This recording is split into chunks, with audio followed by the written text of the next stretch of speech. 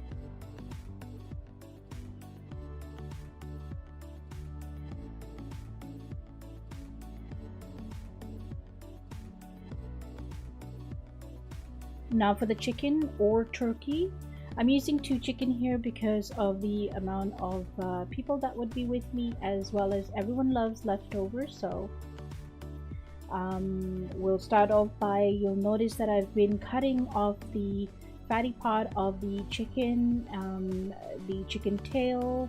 The inside of the chicken is the part that you really do need to clean up, because that's something you don't want to eat. So even if I'm just doing it here to show you how I'm cleaning up the chicken, but normally I would take it under a running water and clean it as I go, tilt it, and wash it inside.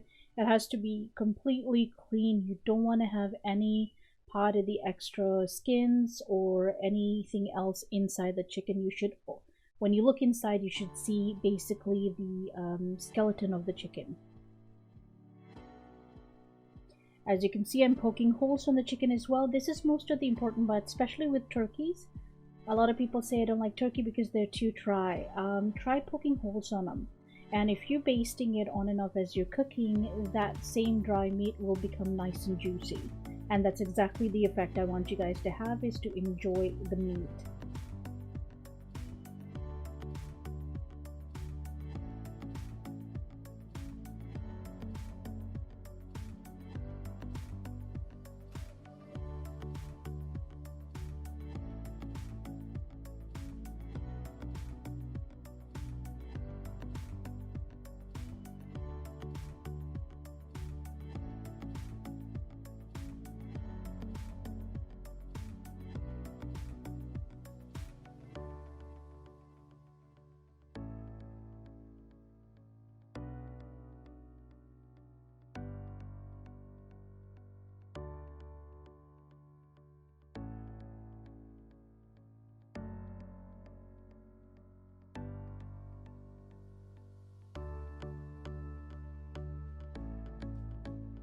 Now you see I am chopping, or you can actually mince the chili, because you really don't want to come in your mouth.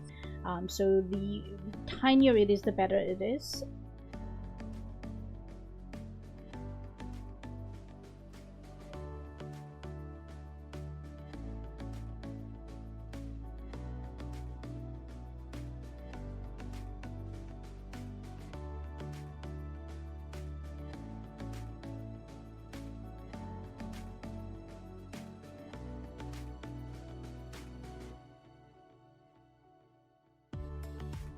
In a bowl, put in your minced chili, then add it with garlic.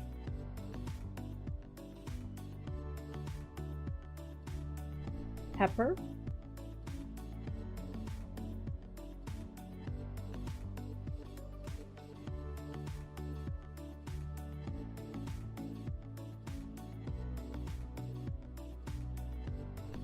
Lemon juice.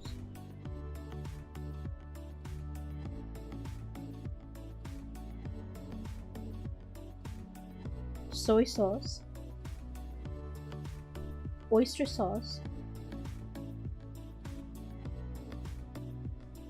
And barbecue sauce. I'm using a Kraft barbecue sauce here. It's a chicken flavor, which is also good.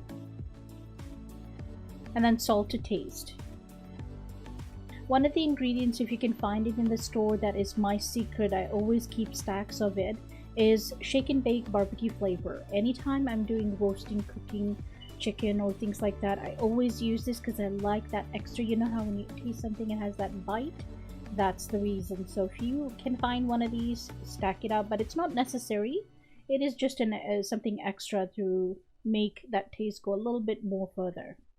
Mix the ingredients well. You'll notice as I was pouring the ingredients, I wasn't really using any measuring cup. There's some ingredients when you're used to cooking, as long as I have, you know the precise amount. But please, if you're a beginner or if you want the precise outcome, please follow the ingredients that I have written in the description for you. In a deep bowl, you put in a chicken or your turkey inside and pour some of the sauce to marinate. Please wear gloves, as the spice can be very effective to your hands. You'll have that chili, you know how you touch chili and you have that little burning sensation, you'll have that. So if you want to stay away from that, definitely if you can, wear gloves. And what you want to do is you want to marinate every corner of the chicken, including the inside. You can see I'm pouring it in there as well. So you want to completely have the sauce cover up the chicken. Once you're done, you can put it into the tray that you're going to be cooking in, and repeat again if you have a second chicken or turkey.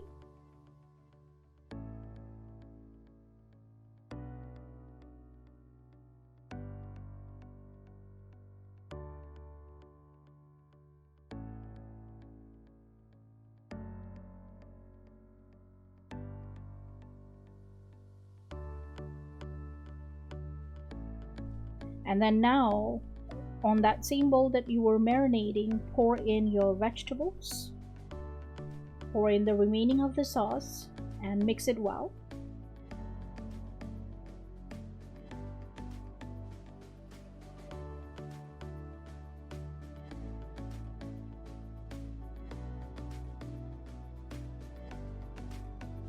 Now put it in the tray, and you'll notice I'm putting the potatoes first and then the carrots, because these take longer to cook, so they should be at the bottom with the chicken.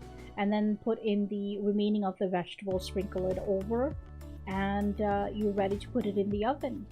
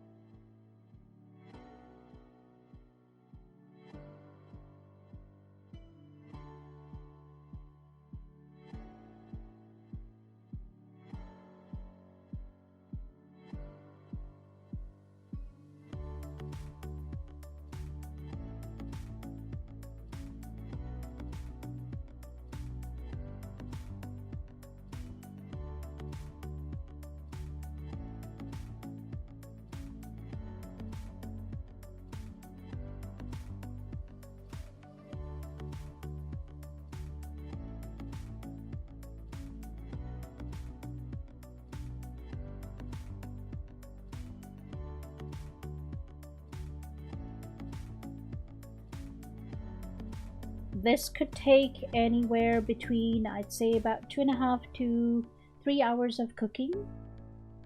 Please do keep on basting it every half an hour to an hour. You'll notice that here I'm basting it and I'm using the similar sauce. It's basically because you want that texture to continue on. You don't have to put chili on this one because you don't want to get it too spicy. Put in the same ingredients in that bowl, except for the chili, but put at least half of what the ingredients were used for the sauce, because you're not putting the same amount. You're just only using it to baste the chicken so that it'll have the nice roasty look and texture on it. As well as, remember, you poke the holes so it's going to keep on seeping in, so you will have nice juicy meat.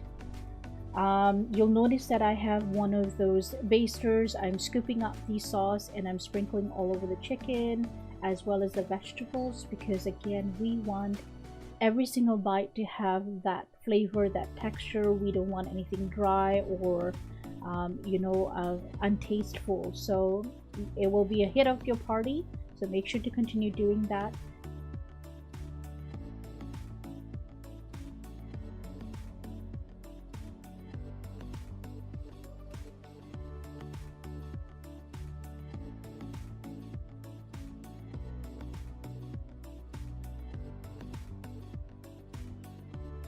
Now, to figure out if the chicken is done, I would probably say after 2.5 to 3 hours, take a knife and cut the corner of the leg, you can say, that is joining to the chicken. Once you cut that area and open it a little bit, if you see it's a little red in there, that means it still needs to be cooked more. It's not cooked enough.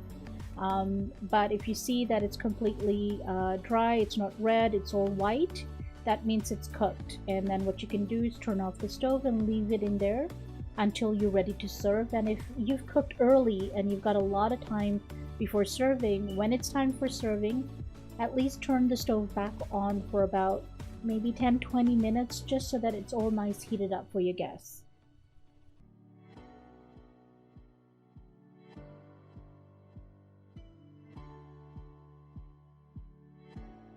I hope you all have enjoyed watching this video, and I hope you are going to be looking into cooking this for your family. Please let me know the outcome of the recipe and how good it is. I have added in the link because, again, this is not the only thing you can serve on the table. We got a tin of cream corn that people love to have with fried rice and the meat. So I have that there. I have Caesar salad. You'll notice in the end my plate is filled. That is because one of the guests decided to let me fill up a plate and take a picture, so I had to take it and show it to you guys. That's what his plate looked like. My niece and her husband came in for the tasting, you could say. Every time I cook, they're one of the first ones that want to try it out. So I did have a lot of fun, and I hope you guys have it too. I did add on the link for the fried rice, so if you want to follow that one to add on to your dish, you can certainly do. Guys, I am having a lot of fun doing these videos, so I hope you guys are enjoying it as well. If you have any questions or concerns, again, I love reading out your comments, so definitely don't hesitate to reach out. I will get back at you, and if you have any thoughts or concerns or anything like that, or you want me to work on a recipe for you, reach out.